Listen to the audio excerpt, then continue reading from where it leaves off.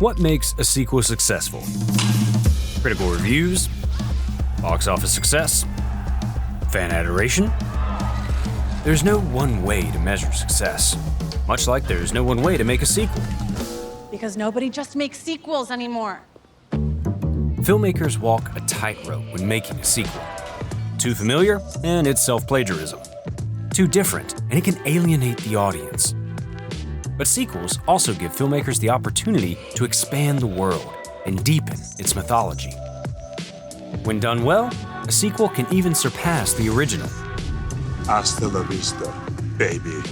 So, how do movie sequels live up to the precedents set by their originals while navigating this tricky balance? I've been asking myself the same question for 6 years. A high majority of sequels stick closely to what worked before by using familiar characters, settings, and plots. Others mix it up and try something entirely new. S-Mart's top of the line. You can find this in the sporting goods department. We could say there's one perfect way to make a sequel. But the truth is, there's an exception to every rule. Every sequel is a gamble. These are things all filmmakers should consider in their pursuit of success. Spoiler warning for the following films. Let's start. A movie sequel is the continuation of an earlier cinematic work.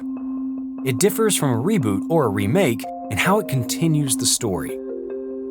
Sequels are used in all mediums of storytelling, but we're going to focus on filmic examples.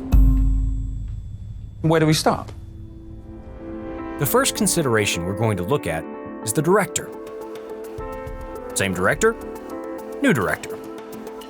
Having the same director can help ensure an element of consistency across films, while a new director can bring in a fresh voice. Sometimes, a large gap between movies necessitates a directorial change. Other times, studios opt to roll with different directors. Or a director chooses to leave on their own accord. Chris Columbus left the Harry Potter franchise after directing the first 2 films. Alfonso Cuarón described the decision to take over The Prisoner of Azkaban in saying, "I wanted to stretch things, open up the universe." Cuarón's direction darkened the tone and set the stage for Mike Newell and David Yates to finish adapting the series to film. Let's finish this the way we started it. Together! On rare occasions, a director might return to a franchise in an attempt to recapture what made the original so special. For example, both George Lucas and J.J. Abrams returned to the Star Wars franchise after relinquishing directorial duties. A movie's director can have a big difference on the style, tone, and appeal of a sequel. Like directors, movie sequels can either have the same or new casts. Audiences generally expect to see the same cast, especially if it's a direct sequel. However, returning a cast that's in demand may prove too costly for the studio, leading them to the ever-dreaded problem of recasting. And there's no one right way to go about recasting. Sometimes, screenwriters change the timeline to give us a look at popular characters in their younger days. Others simply kill off characters and start fresh. But the cast can be a big reason why people go to the movie. There's some debate as to how much star power impacts ticket sales. A 2012 study determined that replacing an average star with a top star would increase revenues by an average of $16.6 million. Conversely, a 2014 study found that, in general, stars have a greater impact on the stakeholders involved in the earlier stages of movie development and exhibition than on those in later stages. Still, there's no denying that if a new cast doesn't connect with the audience, that could mean box office failure. Finding a balance between new and returning casts can be a recipe for success. The Force Awakens succeeded in having fan-favorite characters hand over the reins to the new guard. It's true. The Force, the Jedi. All of it. Bringing actors back is also an important part of maintaining continuity between films. which helps audiences identify with characters over time. A legacy sequel brings us back to the world of a film after a long break. This can be a challenge if the audience has lost interest or aged out. Your calculations are wrong! Will you shut up? Conversely, built-up anticipation could lead to box office success, especially with franchises that have achieved cult status. Beetlejuice is a good example of a legacy sequel that benefited from a long hiatus. Tim Burton described the film by saying, "I wasn't out to do a big sequel for money or anything like that. I wanted to make this for very personal reasons." But Beetlejuice outperformed the original financially and became the director's second highest grossing film. The juice is loose.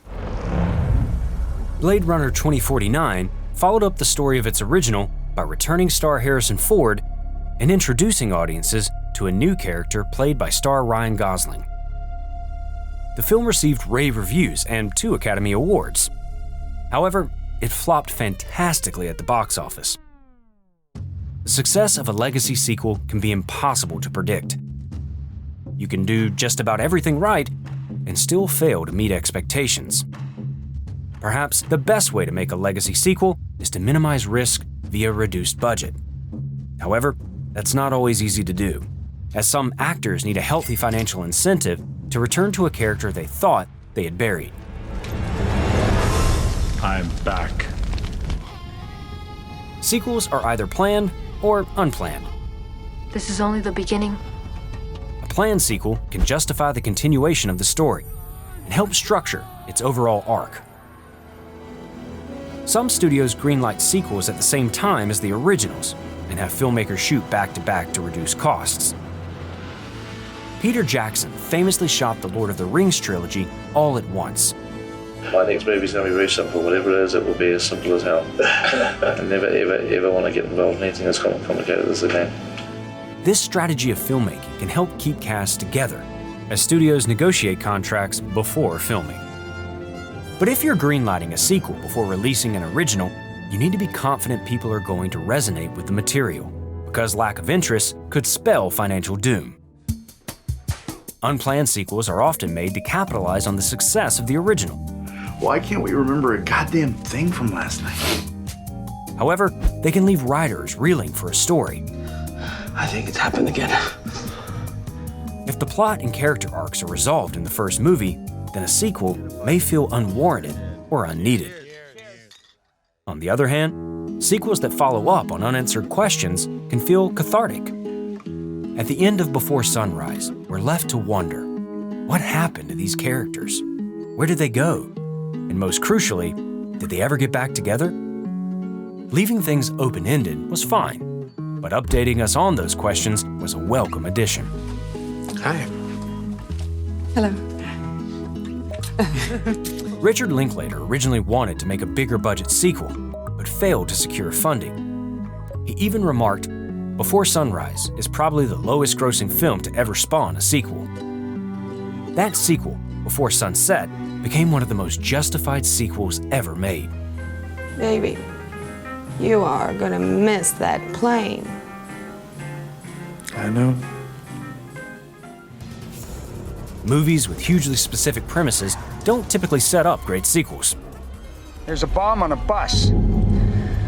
Once the bus goes 50 miles an hour, the bomb is armed.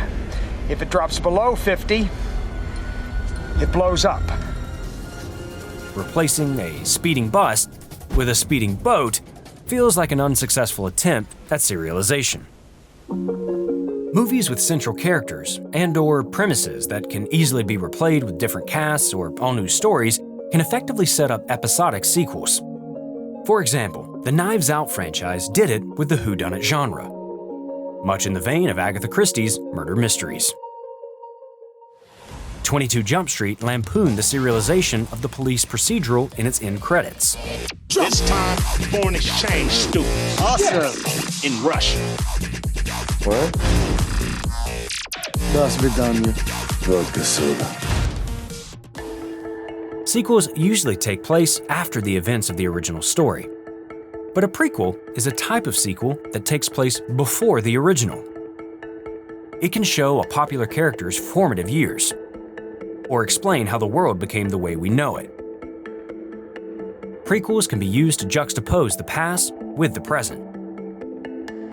Some people don't like prequels because they already know what's going to happen. A parallel structure can help keep the mystery alive. In The Godfather Part 2, we see the backstory that led to the rise of the Corleone crime family, whilst also seeing what's happening with its current patriarch. By showing us the story before and after the original's events, writers Mario Puzo and Francis Ford Coppola ensure that the overall plot continues to move forward. My father taught me many things here. He taught me in this room. He taught me, keep your friends close, but your enemies closer. Retcons can divide audiences. Nice clubhouse. They can resolve plot holes. But you got killed in a car crash, huh? Mr. Nobody had a way of making things look real. But they can also contribute to a lack of cohesive vision. Pretty nifty magic trick. Yeah, I've done better. A retcon is a change to a story that recontextualizes or contradicts what came before. Rogue One explained that the lack of defenses for the Death Star in the original Star Wars was actually a purposeful design flaw. We call it the Death Star. There is no better name, and the day is coming soon when it will be unleashed. I've placed a weakness deep within the system, a flaw so small and powerful they will never find it. One blast to any part of it will destroy the entire station. This retcon added a level of logic to both the world and the plot. But when The Rise of Skywalker brought Darth Sidious back despite him being killed in Return of the Jedi, audiences largely felt that the franchise was raising the dead without proper explanation. Somehow Palpatine returned. When a franchise retcons too much, they can make the audience feel like previous story choices were meaningless. Some franchises retcon so much that they open up separate timelines, or pretend previous retcons never happened. It would make sense if this were just a sequel, but we're not in a sequel because nobody just makes sequels anymore. We're in a franchise! One of the largest changes a sequel can make is changing genres. Aliens changed genres by shifting from sci-fi horror to sci-fi action. Director James Cameron described this approach in saying, "I wanted to be able to take people past the point of just being scared. I want them to get through the dark tunnel and come out with a sense of, oh yeah, this is going to be a real victory. Let's go back and kick butt." Get away from her, you... Joker: Folie à Deux changed genres by moving from a psychological thriller to a musical. The movie was panned by critics and lost Warner Brothers a considerable chunk of change. Changing genres can confuse audiences and upset expectations, but it can also effectively satirize the tone of its predecessor. If you're going to change genres, consider making it a complete change. 10 Cloverfield Lane exists in the same world as the original, but plays out entirely differently. It went from a found-footage disaster movie to an isolated psychological thriller.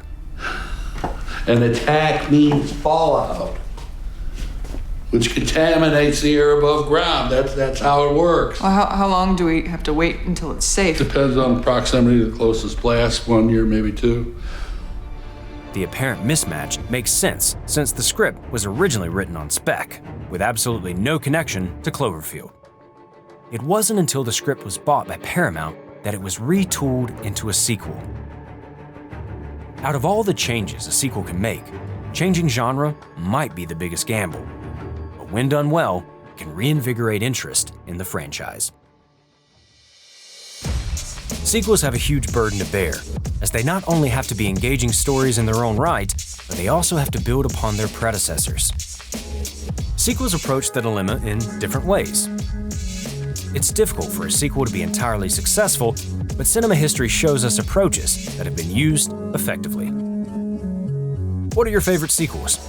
Let us know in the comments below, and subscribe to Studio Binder for more filmmaking videos. You won't want to miss us if we make a sequel. The world called on him once more, and no one saw it coming 3 more times.